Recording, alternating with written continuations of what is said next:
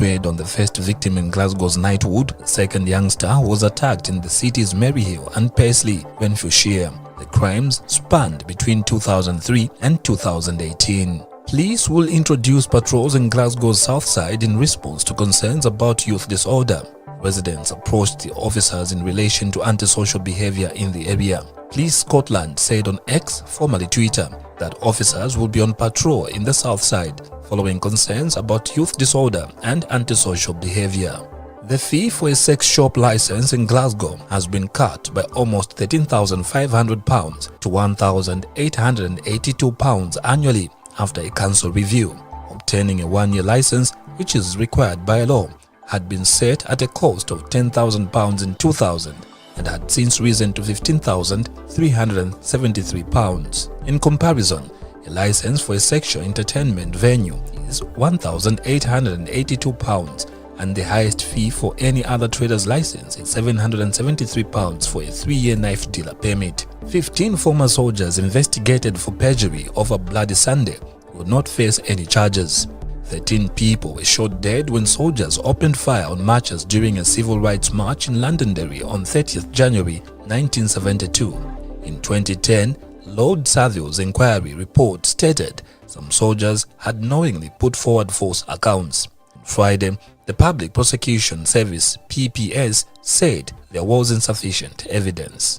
And finally, on African news, Kenya's government has sent a team to investigate the helicopter crash that killed military chief General Francis Ogola and 9 others. It was not immediately clear what caused the crash. General Ogola was among 12 occupants of the military aircraft that went down on Thursday afternoon shortly after takeoff in the northwest of the country. The bodies of those who died were flown to Nairobi and the 2 survivors are being treated in hospital.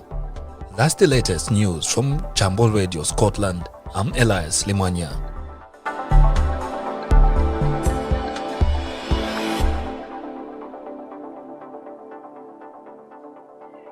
Scotland's Lada is an exciting new festival which celebrates the richness and diversity of Scotland's African and Caribbean food and drink scene.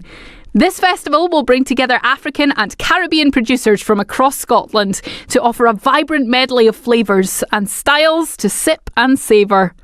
Scotland's Lada takes place on Saturday 27th April 2024 at the C7 Conference Centre, 100 High Craighall Road, Glasgow, G4 9UD. The C7 Conference Centre is a 15-minute walk from Glasgow city centre.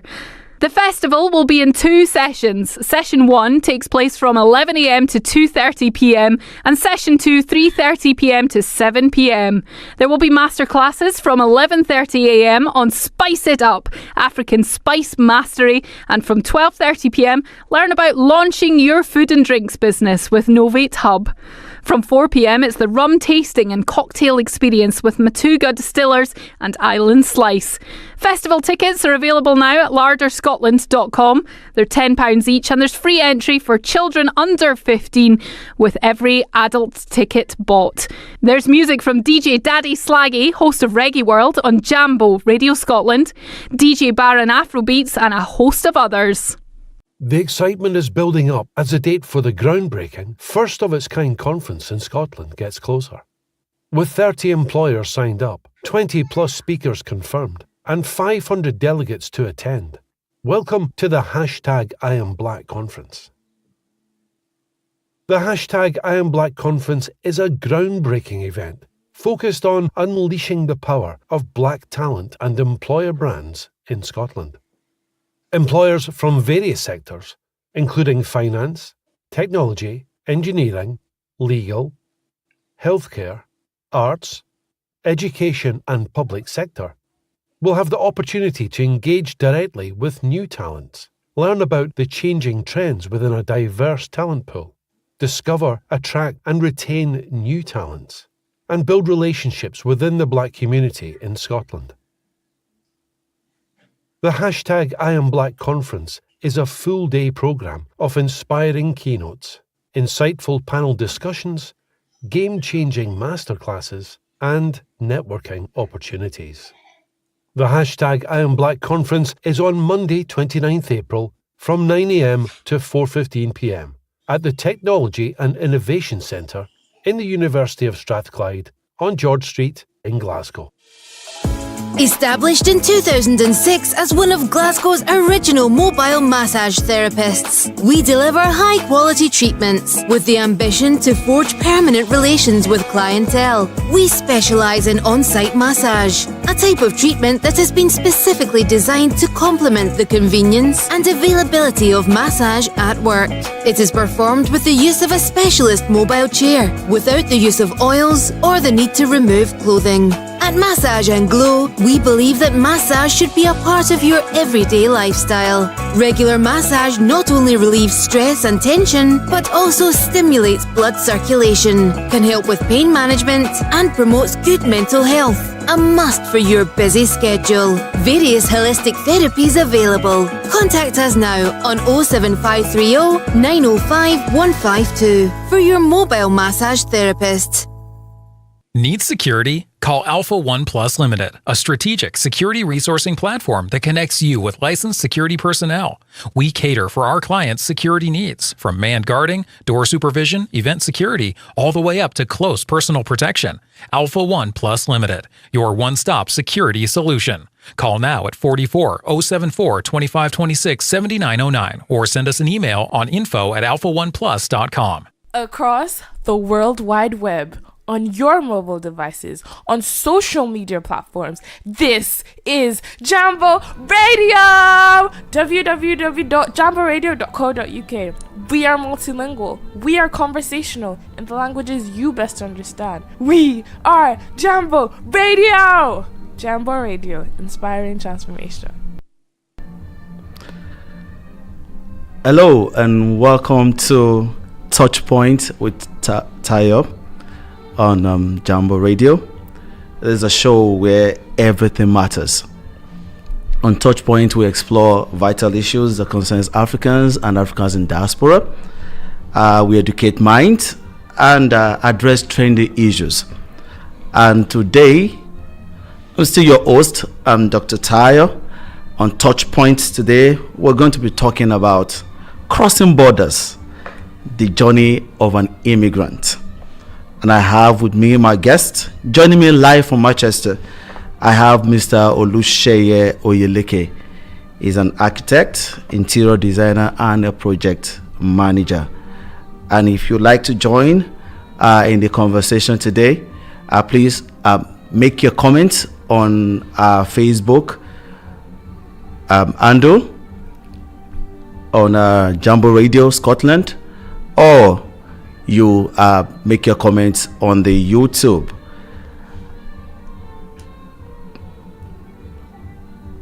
Crossing borders, the journey of an immigrant. I can see Sheye right there. You're welcome, and all the way from Manchester. Thank you for joining me today. It's a great privilege. It's a great privilege to have you on the show today. Thank you very much, Dr. Tayo. It's wonderful being here, and hopefully whatever we have to discuss will be enlightening. It's always a bubbling time when we get together to discuss. We're talking about immigration. We're talking about the journey of an immigrant. I mean, you're from Nigeria. There are quite a number of people who had come all the way from Africa, everywhere. Yeah. And Nigeria has actually experienced both internal and external migration, probably due to the size of the population and everything. And it has been a complex and multifaceted issue.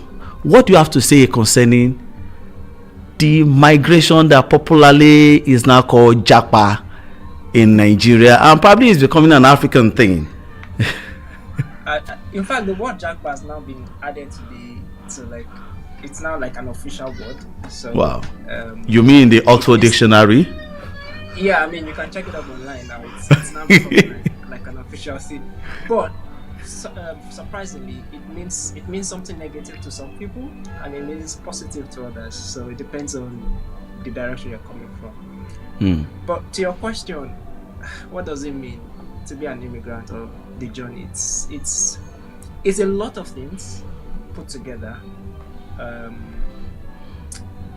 the entire process itself, the thinking about leaving your homeland where you're used to, the culture, starting all afresh somewhere else.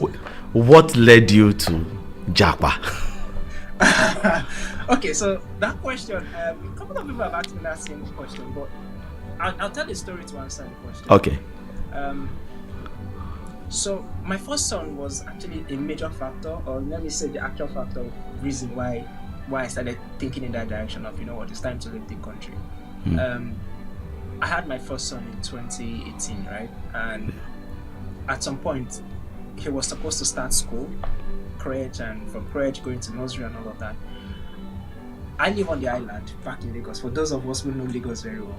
And I kept searching for a school just around to say, which is a good school that was up to the standard I would love. Unfortunately, or to my surprise, I couldn't find any that was satisfactory to me. So it got me thinking, like, why would I be living in a state where there are so many schools around, but yet I can't find something that is suitable?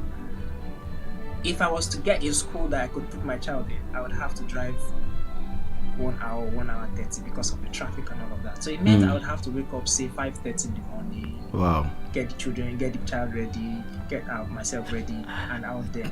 And I'm like, no, this is not adding up. So I told myself, no, this is not adding up. So I started. So the first thought that came to me was, is this time to leave Lagos State or to move somewhere that is less busy? Because I'm thinking of traffic, I'm thinking of the road, I'm thinking of safety, I'm thinking of the quality of standards, I'm thinking of a whole lot of stuff put together. So that was like the origin of when I started taking it serious. That, you know what, am I really in the right place? Okay. So yeah, so that was where it all started. Okay, so what was your? I mean, you were married as at that point in time, and so what was the factor of your spouse in all of this? I mean, the children is actually, or your child was one aspect of it. So was it that your spouse just, follow through all your decision making and motivation, or was it also part of the motivational factor? Well, it was. Your question, that question is complicated, but the long and short of it is, yes, it was a major factor because we are both working full time, right? And if one person was to basically stay home and take care of the children or take care of the child and all of that, it meant less income. It also meant that one person would basically be the other person bringing income. So we had to sit down and have a one-on-one conversation and say, you know what will work for us? What is the standard we want to set for ourselves? What is the standard we want to set for the children? What do we want to say in the next 5, 10, 15 years? Like, this is what our target was as a family. Was it not available in Nigeria? Was that standard not available in Africa? Ross, you know Nigeria, you know Lagos. We can count the top schools in Lagos, and you know how much you're going to pay to enjoy, in quotes, good education. You can't go to a public school and you say you want to get good education. So those are conversations we had to sit down and have, and at some point we just told ourselves that, I think it's time to give ourselves what we think we should be getting as minimum, for regular citizens of a country, paying taxes, trying to make ends meet, and trying to basically just have a good standard of living for ourselves. So we carried ourselves along, myself and my wife, to decide that, we need to do something for ourselves that works for us and that can allow us to live the kind of life we that dream of, we plan to have. All of that put together made us. What would be that specific event that broke that camel's back that said, I'm moving? So the background to your question now is this. From 2014 or 2015, even before I got married, I had family relatives who were like, you know what, leave Nigeria, come over, come travel out. Standard of living is better and all of that. But the young man that I was, and I mean, I had a business of my own. I was doing relatively okay. I'm like, no, I'm still growing. This is me growing. But when I started seeing how the dollar was going, how the things were going in the country generally, it started hitting me that, you know what, just maybe we're living hand to mouth. You're working, you're basically doing everything for yourself. You're paying your rent, you're building your house, you're doing your road, you're getting your generator fixed. You know, so you're like your own government. So at that point I started thinking like, okay, so at what point do I stop being my own government and start enjoying the fruit of my own work and just be like a normal citizen in a functioning environment or a functioning society. So I couldn't get an answer to it. Then the whole NSAS thing started in Lagos. Popular NSAS. Yeah, that was a triggering moment. For those who were in Lagos, who saw the entire event, I mean, the TV could tell a few of the details of what was going on. Yeah. But it was different when you experience it in person and you see how people were being massacred, people were properties were destroyed. I mean, at some point, even in my property, in my estate where I was living, we had to come out at the middle of the night to do vigilante groups because when things went really wild all over Lagos, I mean, police stations were burnt down. There were robberies everywhere. You can't go out any time of the day until it's like daylight. It was a scary period. So I was like, if there's this much chaos just because of NSAS palaver, imagine when things like get really bad or people decide that, you know what, we are tired of this government or we are tired of what's going on, we want to take laws into our hands. What's going to happen? You know. So at that point, man, I just felt like, you know what, I can't personally, I can't deal with this, and I don't think this is how it should be. So it just spurred me to say, let's move. As someone that is, I mean, you are an interior manager, you are a project manager, you are an architect. What research did you do in terms of, this is the country I want to come to? Why did you choose UK? What was your research? I mean, there are quite a number of people that probably just traveled and no research. All they just want to do is just move out. Most of us just moved out. You probably see a lot of them around on the streets and just walking all around like that. So, yeah. What research did you do? Why did you come to the country of your destination? To start with, my research was not to say which is the best country to go to. My research was to say which is the country that affords me the ability to do so much more and the flexibility. And the reason I say this is there is no country you go outside of your own country that does not have one or two things you'd be like, nah, I wish I was back in my country. I mean, I've been to other African countries and I can tell. In fact, the first time I was in Ghana, for instance, because of 1 hour difference, it messed up my sleep for a very long time. Like, I was struggling. Even the food tasted quite different. So it wasn't really about the research to say which country is most ideal. It was about which country works. From Nigeria to UK, 6 hours.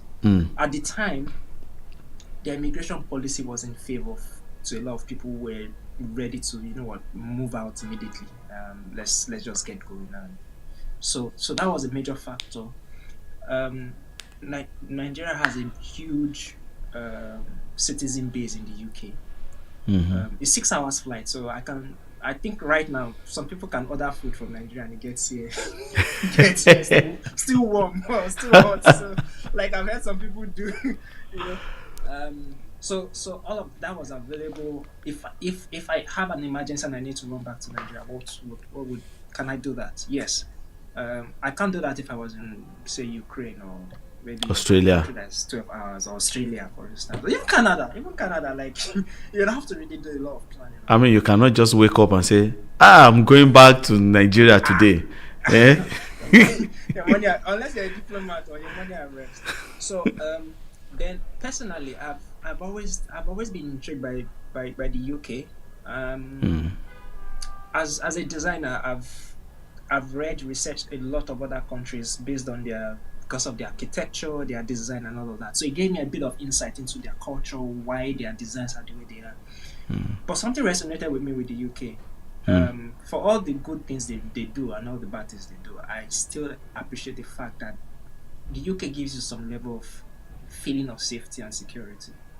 I'm not a big fan of a country where everybody has a gun in their pocket and they're ready to shoot. so that's just me personally, right? But it played a major role. The system itself is one of those countries that creates a system for a family to thrive. If you look at their laws, if you look at the policy they have in place, there's a huge emphasis on not just family, kids, health, welfare. Yeah. And as a couple, we decided that those were major things that plays into our decision making pertaining to the family. So it was a no-brainer. Like, my research was not based on because I want to travel, let me start researching. It was the other way around. So I'd already had a good idea of a lot of things about the UK, and when it was time to say, okay, let's pick up our bags, and we're asking, so which country would be the best option? And like, it was UK. Like, okay, yeah, let's just go to the United Kingdom. Yeah, the immigration policy at the time was favorable. So I mean, I didn't have to think twice. I didn't want to stress myself with doing a lot of other things, English tests, all of these tests, for just because I want to move to your country. It's not as if I'm coming to beg, I'm coming to work. So why are you guys stressing? You already have something you want to give, and not just that.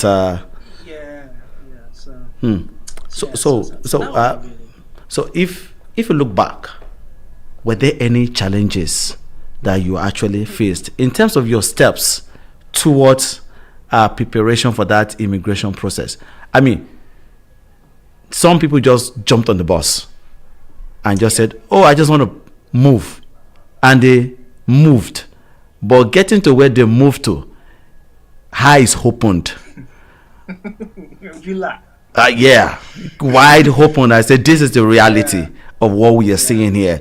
And I mean, we'll come back to some of the news we hear back from home. And some people saying that, why do you have to move? Why do you have to move? The people are living on the streets.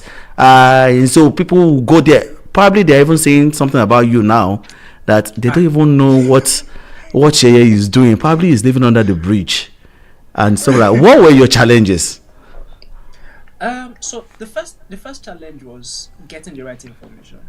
I mean, it's one thing to go on the government websites, for the UK government website, to read up information. If you've never done it before, it could be overwhelming.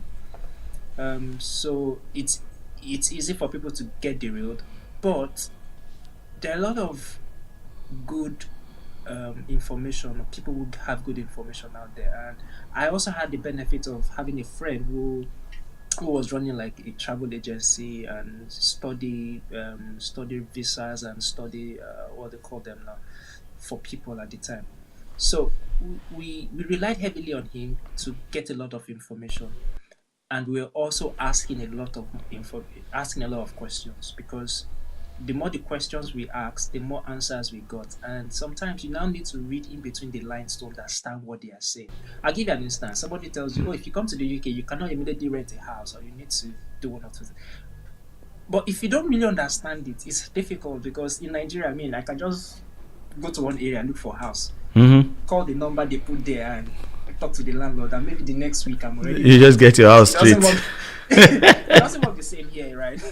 So we needed to understand a lot of things, and we're asking those questions because the processes are totally different from where you are and where you're going to. So we asked a lot of questions from him. We went online to do a lot of research about the weather, about the clothing, about food, about school, about general living, about safety, about even the city we plan to move to, the statistics about crime, the environment, cost of living, all of those information, healthcare, how it works in those places, because even within the UK, different regions have different Down. statistics about healthcare and all of Definitely, that. yes. So we're doing a lot of check online. We were asking questions from those people, and even people we knew were here already. I mean, we started calling them up, rekindling connections, just so that we could get as much information As as possible. possible. So that really helped. But back to your question about the challenges. As much as those informations came through, it's hard to process something you've never experienced before. So we needed to rely on a lot of our gods to say, you know what, even if this thing looks daunting, do we want to do it? Yes. Are we going to proceed? Yes. I mean, raising finance for instance, because we came through the study route into the UK, getting proof of funds, putting money together, doing all the different like the test we had to get. What was that one? The TB test and all The of that. TB test, yeah. Yeah. I mean, it's a whole lot of stories there talking about even getting your visa. No, not your visa, your passport, for instance. Yeah. So you're going to Kuwait to get your passport. You're doing the name registration. I mean, sometimes Which you is have to quite do different now. It may have been, I mean, a quite different experience. It's a topic for another day. I mean, Yeah. when we're talking about It is. the process of having your visa and everything, I'm sure what were those particular experiences of you going through this process in terms of raising your funds? I'm sure you had so many things to sell, so many things to. I mean, will you just share some of those with us? That's bringing back a lot of memories. So we traveled in the middle of COVID. Wow, that's another story entirely. In the middle of COVID. At the time, my wife got the admission to school to do a master's. So we had to do proof of funds, which was one of the challenges we had. In the middle of COVID, there was a lot of projects were grounded, a lot of things. In fact, economy was grounded. So raising that proof of funds was a hurdle. Sleepless nights thinking about how do we put the money together. It was close to about 20 something million naira just to put in an account for the next 30 days or more. Wow. So even if you've done a lot of savings and put all of that together, I can't even sell my property because I'm still here in Nigeria. I'm still even putting stuff together. So it was will I get the money? Will I not get the money? But to God be the glory. We crossed that hurdle in very miraculous ways. I mean, people that I never even knew that could say, okay, you know what, I could help you out here. I can help you out here. They came through, helped out. We got the funds put together. But because of COVID again, it made things difficult because timelines were different now. So things that should have taken maybe 5 days for them to approve, or you book for your TB test and it's a struggle, or they're canceling the dates and all of that. So it left us with a lot of anxiety, a lot of uncertainties as to if it's going to be approved or if we're going to get the dates we require to get our documents put together. Wow. At the same time, the school was already the resumption date was getting close. Getting close. Okay. You know what, Chair? UK was going to open their airspace. So, we'll be going on break right now. Yeah. Okay. We'll be going on break right now. I want you to hold that thought because we're going to be talking about transition and adaptation when you got here. Okay. So after the break, we'll hit on that question. Thank you. All right. Yeah.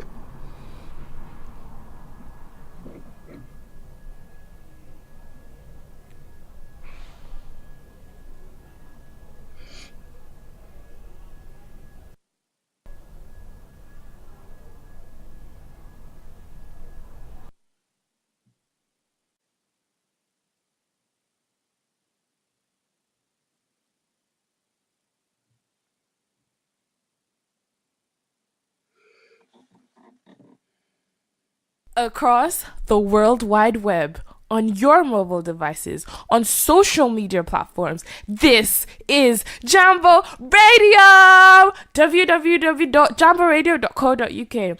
We are multilingual. We are conversational in the languages you best understand. We are Jambo Radio! Jambo Radio, inspiring transformation. Need security? Call Alpha One Plus Limited, a strategic security resourcing platform that connects you with licensed security personnel. We cater for our clients' security needs, from manned guarding, door supervision, event security, all the way up to close personal protection. Alpha One Plus Limited, your one-stop security solution. Call now at 44 074 2526 7909 or send us an email on info@alpha1plus.com. The excitement is building up as the date for the groundbreaking, first of its kind conference in Scotland gets closer. With 30 employers signed up, 20 plus speakers confirmed, and 500 delegates to attend. Welcome to the #IamBlack conference. The #IamBlack conference is a groundbreaking event focused on unleashing the power of black talent and employer brands in Scotland. Employers from various sectors, including finance, technology, engineering, legal, healthcare, arts, education and public sector, will have the opportunity to engage directly with new talents, learn about the changing trends within a diverse talent pool, discover, attract and retain new talents, and build relationships within the black community in Scotland. The #IamBlack conference is a full-day programme of inspiring keynotes, insightful panel discussions, game-changing masterclasses, and networking opportunities. The #IamBlack conference is on Monday 29th April from 9 a.m. to 4:15 p.m. at the Technology and Innovation Centre in the University of Strathclyde on George Street in Glasgow. Scotland's Lada is an exciting new festival which celebrates the richness and diversity of Scotland's African and Caribbean food and drink scene. This festival will bring together African and Caribbean producers from across Scotland to offer a vibrant medley of flavours and styles to sip and savour. Scotland's Lada takes place on Saturday 27th April 2024 at the C7 Conference Centre, 100 High Craig Hall Road, Glasgow, G4 9UD. The C7 Conference Centre is a 15-minute walk from Glasgow city centre. The festival will be in two sessions. Session 1 takes place from 11 a.m. to 2:30 p.m. and Session 2 3:30 p.m. to 7 p.m. There will be masterclasses from 11:30 a.m. on Spice It Up, African Spice Mastery, and from 12:30 p.m. learn about launching your food and drinks business with Novate Hub. From 4 p.m. it's the rum tasting and cocktail experience with Matuga Distillers and Island Slice. Festival tickets are available now at larderscotland.com. They're £10 each and there's free entry for children under 15 with every adult ticket bought. There's music from DJ Daddy Slaggy, host of Reggae World on Jambo Radio Scotland, DJ Baron Afrobeats and a host of others. Established in 2006 as one of Glasgow's original mobile massage therapists, we deliver high-quality treatments with the ambition to forge permanent relations with clientele. We specialise in on-site massage, a type of treatment that has been specifically designed to complement the convenience and availability of massage at work. It is performed with the use of a specialist mobile chair, without the use of oils or the need to remove clothing. At Massage and Glow, we believe that massage should be a part of your everyday lifestyle. Regular massage not only relieves stress and tension, but also stimulates blood circulation, can help with pain management, and promotes good mental health. A must for your busy schedule. Various holistic therapies available. Contact us now on 07530 905 152 for your mobile massage therapist. On your mobile phone and on all social media platforms. Jambo Radio. You're welcome back to TouchPoint with Tayo on Jambo Radio, the show where everything matters. And quite a number of our audience are giving their comments on YouTube. I'm watching the YouTube, and I mean, all of that about Bode Balogun made mention about relating to relocating in the middle of COVID. I mean, people are already just giving their comments here, and Oyinlola Rotimi also made mention about so much information that you were given. Thank you so much. Thank you so much for joining TouchPoint with Tayo. We're back in the studio with Mr. Sheye Oyeleke, all the way from Manchester. Thank you for joining, Sheye. There's a question here, more like a comment, but I probably want you to address it. Olawale Akinwale made mention of, let me just read it. He said, it will be interesting to catalog the straw that broke the camel's back for Africans who previously didn't want to emigrate, but finally decided to do in the last 5 years. What would you say concerning this? That comment is deep. It's deep because in the last 5 years, it's not a question of how many people have immigrated from Africa or Nigeria in particular. It's about the class of people who have immigrated. Who are the kinds of people who have immigrated? Most of them, and I will, if there is any statistics to check right now, I'm pretty sure that 95% of them are hardworking, resilient, well-educated, middle-class income earners. So the question you begin to ask yourself is why is it this set of people that are leaving the country to a foreign country to start all over? For most, it's starting all over, starting from ground zero. So yes, that's a good question, and it's worth cataloging to understand why. But again, we don't need to drag it too far. It's personally, let me speak for myself. Okay. I'm in my middle of my life, right? I have a company. I have projects. I'm doing okay. Yeah. For the standard of living in Nigeria. So the question is, why did I leave? Why? Again, it started with my child, right?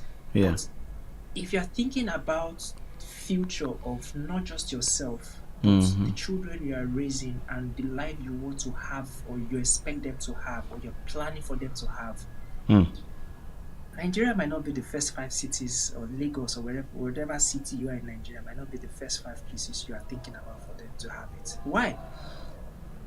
You're paying your bills, you're paying taxes, you're still the one you're still your government. And when I mean government, you're providing your road, you are doing your own security, you are doing your own, providing your own water, providing the amenities, you are paying taxes to provide for you. So at what point would you now have some money to save up and say, oh, this is what I have worked for, I'm keeping some for my children?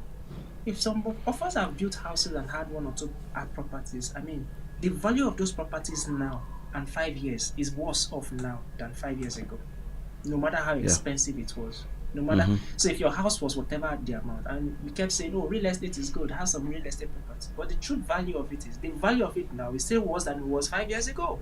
Are you?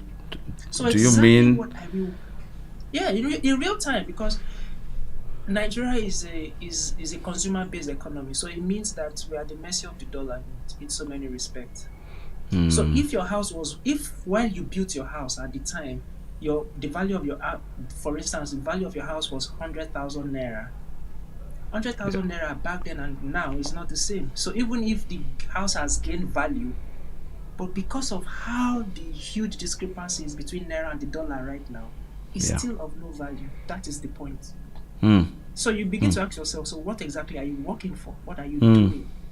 What are you going to leave for your children and say, this is what I have for them tomorrow?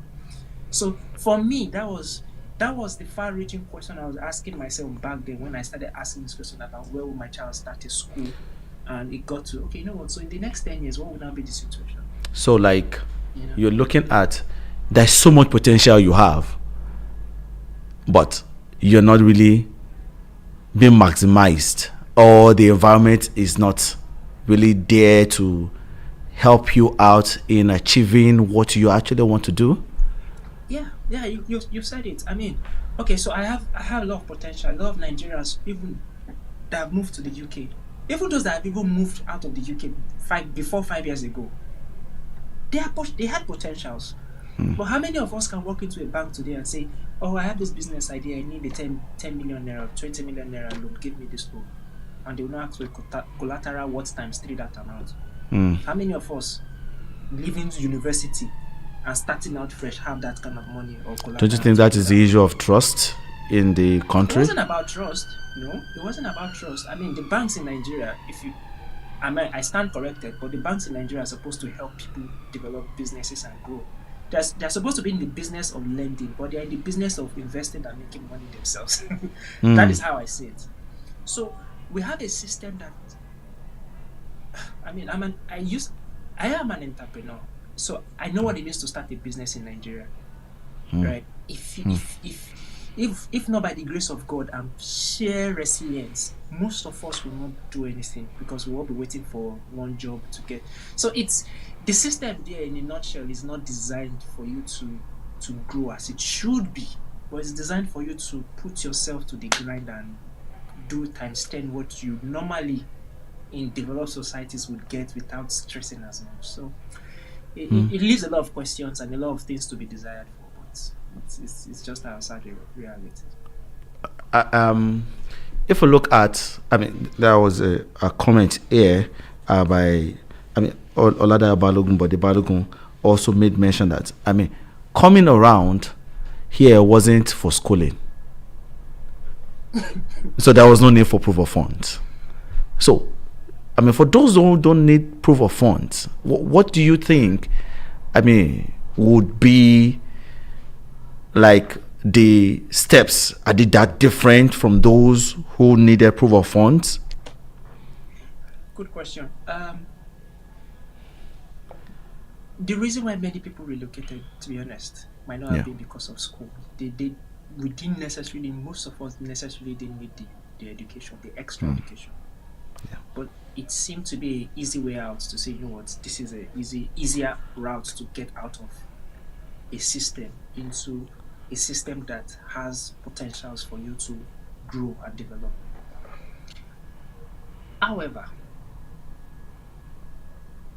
the day you decide to want to move out of your environment, the question you need to ask yourself is, why am I doing this? Nobody starts something without a good reason to start it. So for those who never needed proof of funds or never needed to do school and all, the question again is, why do you have to do it? Why did I have to do it? For me, it was more of, I want an environment where I can grow. My children can have that space to develop themselves and grow. And I don't have to do times 10 what my parents did or the way this is structured. I wanted a more structured environment that allows that even if I have to pay my taxes, let me see what the result of my taxes is doing for me and my family. So even if I'm not doing the best paying job in the world, can I still live a comfortable life? Yes. So that for me was the goal, right?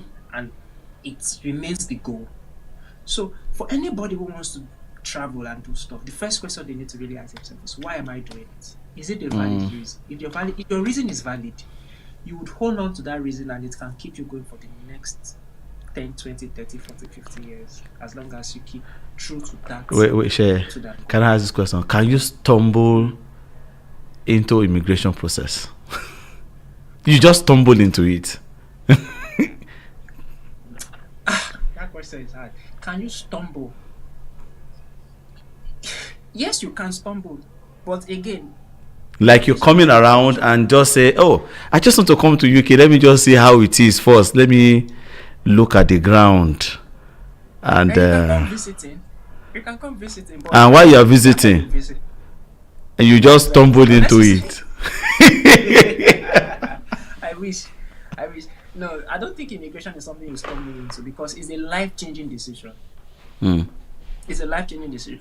It's a conscious choice you make. It's not something you just sleep, you wake up and bam, it has happened. Because it means you're not going to wake up that morning and eat a wagon, or you see that place, you go and drink beer and want to sit down and job, or live some kind of life that would be beer. Yeah. I mean, you're coming to a system where for every hour you spend, you're paying taxes, you're paying TV tax, you're paying this, you're paying that. Like, it has to be so it's a conscious thing. If you stumble into it, maybe your father is one big man that has money somewhere. No, I don't think you stumble into it. What were your fears? Let's talk about your fears before we talk about your expectations. Were your expectations being met? Number one, fears, because there's a question here by Seminity that says that were your expectations met when you got to the UK? And can you share some of those expectations? But first, let's talk about your fears. What were your fears? Living beautiful Lagos State, beautiful Africa, and coming right here. What were those fears that? I think the first fear was the question I keep asking myself, and I'm like, am I making the right decision? Yeah, that's something that will not leave you, and the reason is that as long as you are hoping for something better that has not come, that question keeps ringing in your head. Like, are you doing the right thing? Did you make the right choice? I mean, I have friends back in Nigeria who I know where they were when I was in Nigeria, so I can't say they are the same place now. But comparing our standard of living and all, you'll be like, did I make the right choice, or should I have stayed back? Or so those mixed feelings was one of my fears. Another fear I had was I'm coming to a society where I'm starting from ground zero. Like I literally came with only my clothes to this country, my passport and my documents and some cash. Very thick cloth, not ordinary cloth. Very thick cloth. But looking at my pictures now when I was in the airplane, I was laughing at myself. I'm sure people are staring at me like, why is this guy dressed like this? They don't understand. So yeah, when people tell you, oh, it's going to be very cold, it's very cold. I mean, we came in November, so it was quite cold. It was quite cold. That was winter. The way I dress, I'm like looking back, I'm like, oh no. But the real thing is starting all over. You don't have friends, you're losing friends, you're starting a new relationship.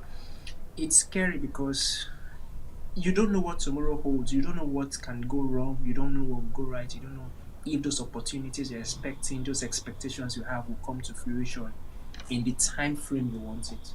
Yeah. Because I'm moving with the family. It's not just me. I'm moving with kids and I'm moving with my wife. So their expectations. Will I be able to meet them? Will I be able to get those jobs I'm looking for? Will I be able to settle that and say, yes, I've done it? So so those were my fears. The culture here was a bit of, it's also a fear for me because the way we raise kids and the way they raise kids here are quite different. I'm like, will my child still be God-fearing? Will he listen to me? Will he not go wayward? Will I lose that discipline factor and all of that? So those were fears as well. Do I think I would ever get back to being the kind of status I had maybe back in Nigeria? Oh, yeah, I'm an architect, fine. I had good projects running up and down, So I was paying people's salary. So it made me feel good. I guess I was doing something. But you now come to a society where you are now at the receiving end, not the giving end. So that fear of, am I being adequate? Am I doing enough? Am I still the same person I was? So those were real fears I had, but. I don't think they are as strong as it was when I came into the country.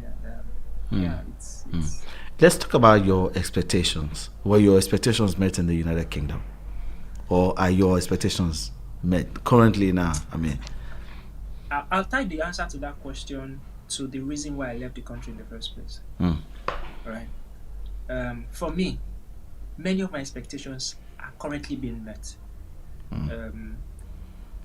I live in a very nice environment where it's very quiet, it's very, very family friendly. The school from my house, which was one of the major worries, is not 1.5 hours away. It's about 2 minutes walk from my house. So every day I remind myself and said, this is why I moved here. Because I wanted a situation where I have a good school, but I don't have to drive. I don't have to be in the traffic to get to that place. Yeah. So in terms of that, yes, my expectations were met. In terms of healthcare, there is always more to be desired, no matter how advanced healthcare is in any country. There's always more to be desired. But am I getting what my tax money is paying for? Yes. Yeah. So in that respect, yes, my expectation is being met. I mean, I was called to come and do my own test, and total test.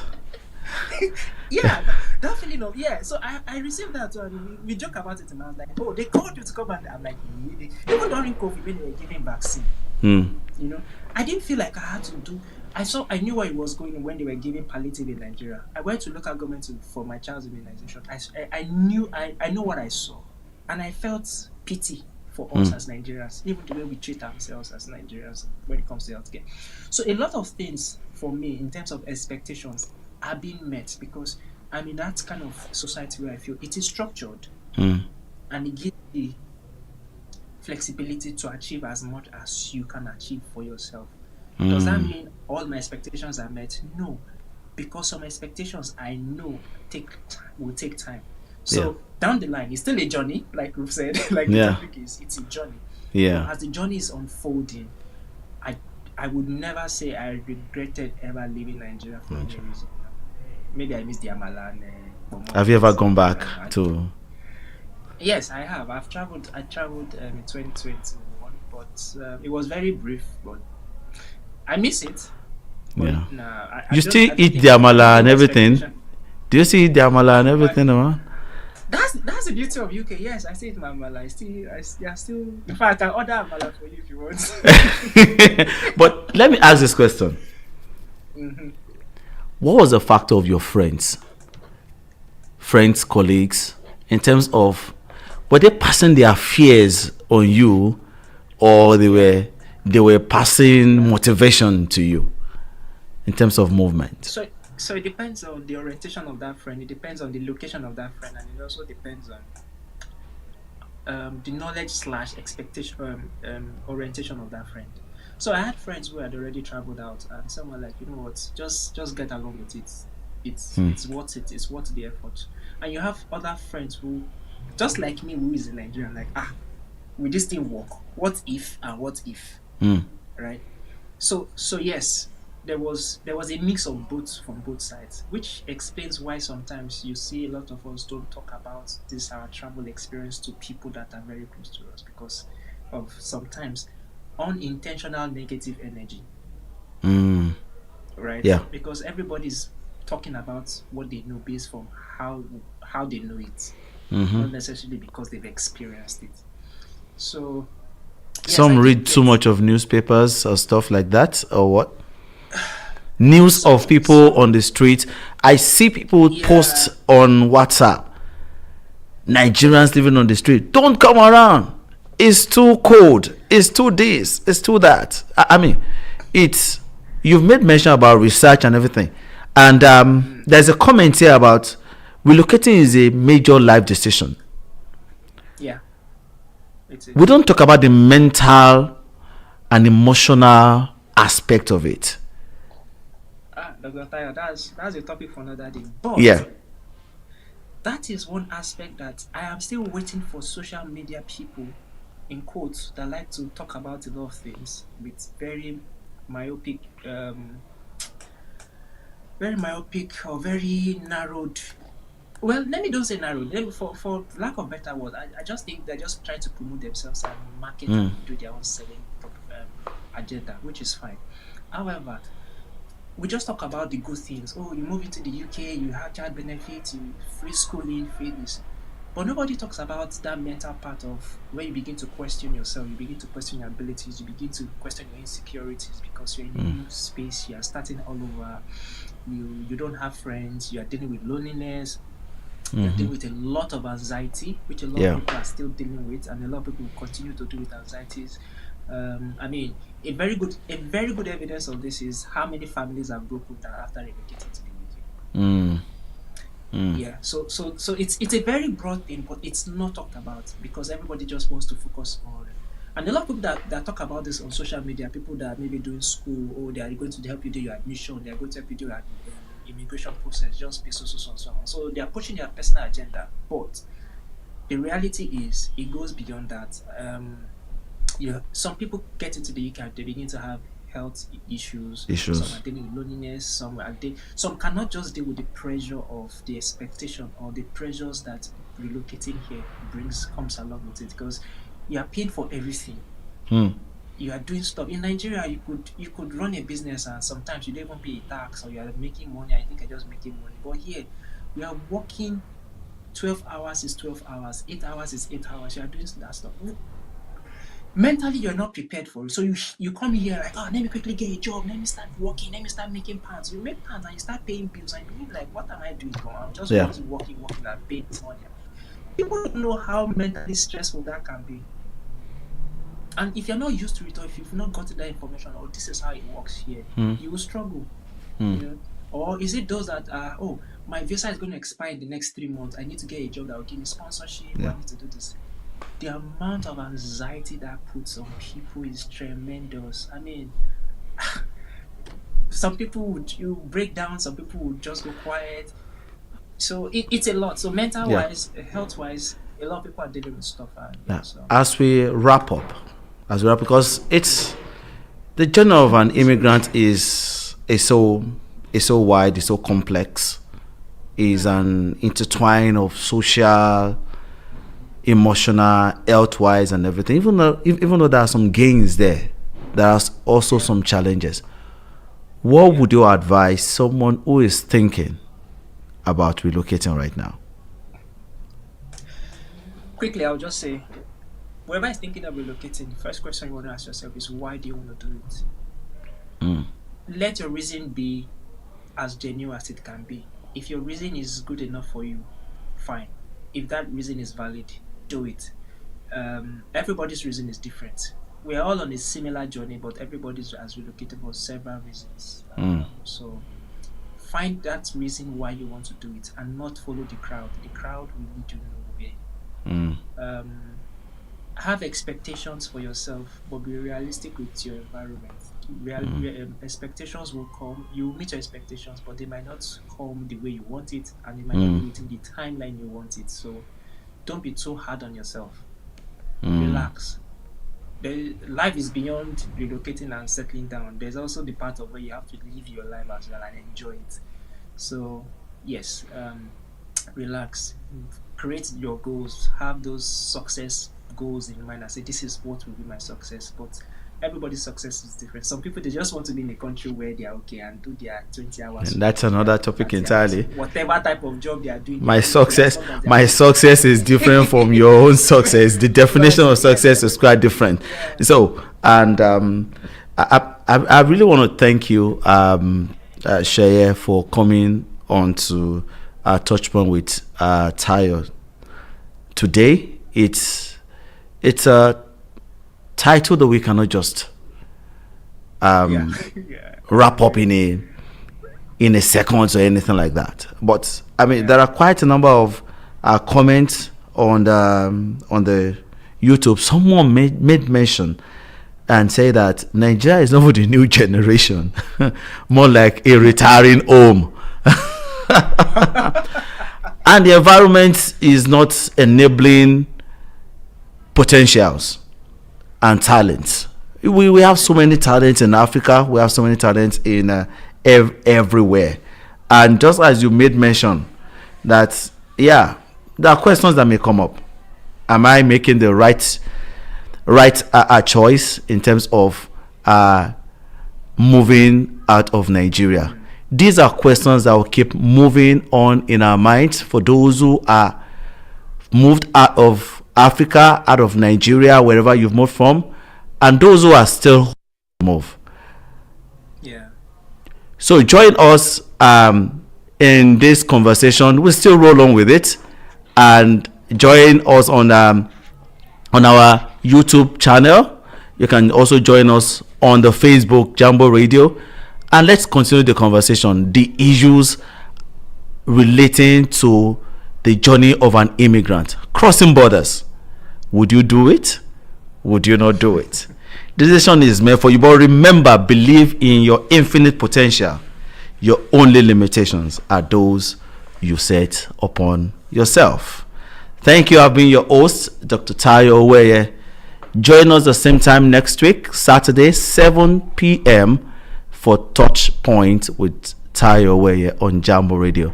Thank you and bye. Thank you. Remember that there will be a rebroadcast of this particular episode tomorrow by 7 p.m. also. And join me. Make your comments. Put your point. Ask your questions. We are here to answer it. Thank you. Until next time, until next week. Bye.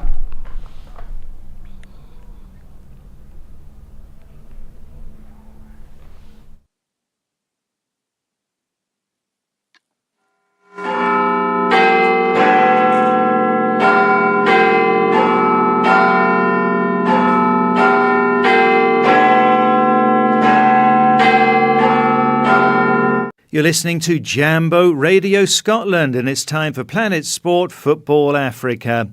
Before we start the show, let's go over to the Jambo Radio newsroom for the latest.